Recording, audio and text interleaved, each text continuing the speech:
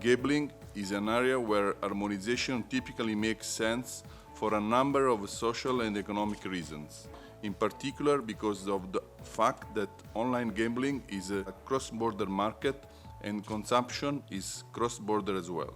The second thing is the Commission recommendation from 2014, which is, I would say, at the heart of what we're discussing today about what is responsible gambling. The recommendation was designed at a time when Member States are changing their legislation to give them a set of, if you like, a toolbox, a set of recommendations that they could look at, maybe use as inspiration, and we set out what we consider to be the best practice. So we're at the moment in a period where we're encouraging the Member States to look at the recommendation and to take inspiration from it, and also to tell us by January 2016 where they have taken measures. So it is clear that more attention must be given by all the relevant stakeholders to make responsible gaming a reality across Europe, rather than a concept simply mentioned at debates and discussions such as these. The European Parliament has already commissioned studies on the so-called cost of non-Europe, which has shown us that you have more than €500 million being spent on the fact that there are so many fragmented systems.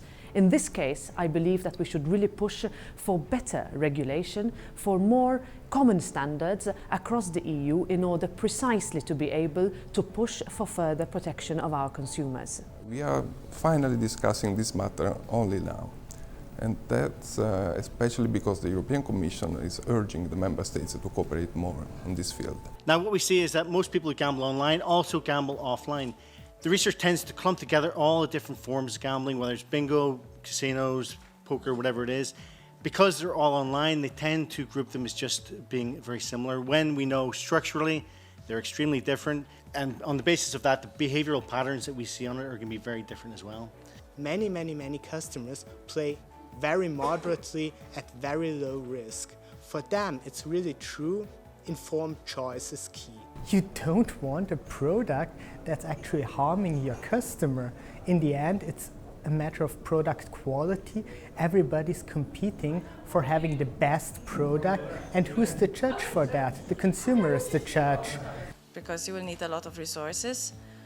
In our case, we have around 140 customer service agents. We get training by psychotherapists, ex-addicts, and we manage 1 million contacts per year.